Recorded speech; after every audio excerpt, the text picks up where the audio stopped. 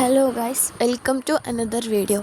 അപ്പോൾ ഇന്നത്തെ വീഡിയോ എന്ന് പറയുന്നത് നമ്മളിൽ പലരും ഞാൻ പലരിലും കണ്ടിട്ടുള്ള ഒരു കാര്യമാണ്. നമുക്ക് വേണ്ടപ്പെട്ടവർ, നമുക്ക് പ്രിയപ്പെട്ടവർ നമ്മളെ വേദനിപ്പിക്കുമ്പോൾ, ഇപ്പോൾ നമ്മൾ വഴക്ക് പറയുമ്പോഴോ, ചെറിയ ചെറിയ വഴക്ക് പറച്ചിലും തിരുത്തലൊന്നുമല്ല, ഭയങ്കരമായിട്ട് റഷ് ചെയ്ത് നമ്മളെ വേദനിപ്പിക്കുന്ന രീതിയിലും, പിന്നെ ആൾക്കാരൊക്കെ കൂടി നിൽക്കുന്ന ഒരു സദസ്സിൽ ഭയങ്കരമായിട്ട് ഇൻസൾട്ട് ചെയ്യുകയും ബോഡി ഷേമിങ് ചെയ്യുകയും. ഇപ്പോൾ ഒരു ഭാര്യയും ഭർത്താവും സംസാരിക്കുന്നു, കുടുംബത്തിൻ്റെ എല്ലാവരുടെയും ചുറ്റും ഇരുന്നാണ് അവർ സംസാരിക്കുന്നത്.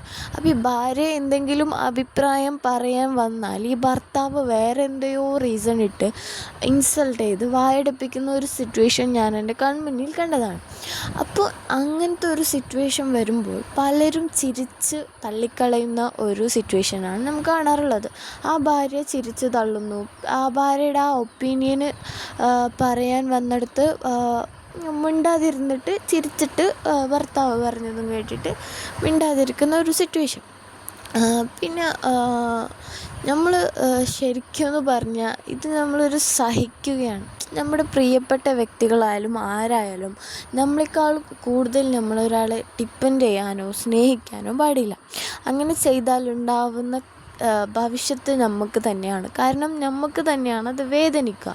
കാരണം അവർക്ക് നമ്മളെ വേദനിപ്പിച്ചിട്ട് അവർക്ക് അതൊരു വേദനയായി തോന്നുന്നുണ്ടാവില്ല. പക്ഷെ നമ്മളാണ് നമ്മുടെ വേദന സഹിക്കുന്നത് നമ്മളാണ്. അപ്പം നമ്മൾ ചൂഷണത്തിന് ഇരയാവാൻ പാടില്ല.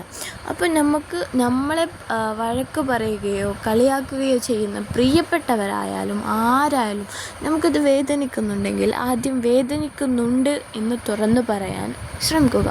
കാരണം ഈ ലോകത്തുള്ള എല്ലാവരും എല്ലാം ലഭിക്കാൻ വേണ്ടിയാണ് ജനിച്ചത്. ആരും ആരെ പുച്ഛിക്കാനോ തള്ളിക്കളയാൻ വേണ്ടിയിട്ടല്ല ദൈവം ഓരോരുത്തരെയും സൃഷ്ടിച്ചത്. അപ്പോൾ നമ്മൾ പ്രതികരിക്കാൻ ശ്രമിക്കുക.